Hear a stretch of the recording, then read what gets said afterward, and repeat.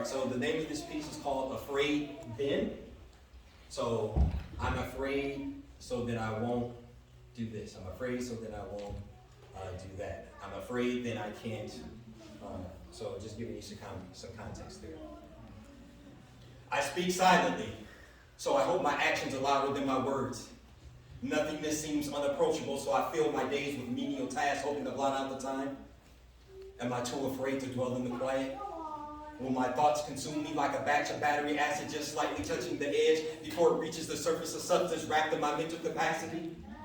My faculties meet their mastery in more wars between the secret places and the darkest recesses of my cerebellum in reality.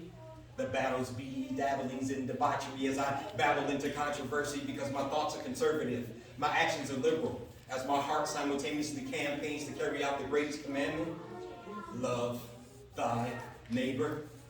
Live in that dungeon and you'll never get out again. In the photos pose, in the nose, will the fold close, and envelopes propose hold? Because Lord knows how afraid I am of failing him, ailing him, derailing him, as if I'm trailing him toward a destiny, predestined me, but unaddressing my best assessment of me.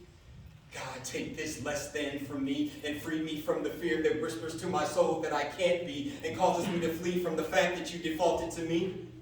This fanatic, fantastic, dramatic, too drastic to have enacted, old-fashioned, anticlimactic. The fact is, the fact shift to practice. Lyrical backflips from my vertical axis, back skips the tactic, reread the passage.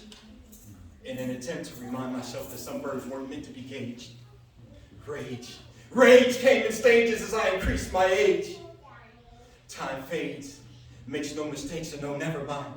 But really, I've been afraid all my life of my potential, of my success, of what others think, of things that will never exist except in my mind's never-ending maze of minor inconveniences that mirror a myriad of reasons to stay mired in what if. Afraid they would only see a lonely boy inside this manly vessel.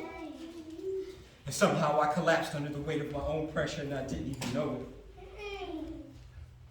This statement brings me into abatement. Am I taking it all wrong like a layman? Away then. There's no way unless they allow me a way in.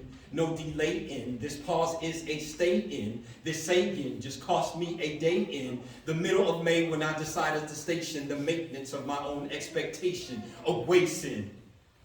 I get a little bit. He who spoke it is faithful enough to fulfill it. Fate fills the filament. Bad thoughts I fill them in. Like cavities I'm drilling them to prevent the bloodshed from spilling in. Because if you get the taste of blood on the tip of my tongue, I'll develop a taste for killing them. Hitting my woes back and forth like it was a match in the middle of Wimbledon. When willed and willed William like a king in preparation for the prince that has the skill to build them children up.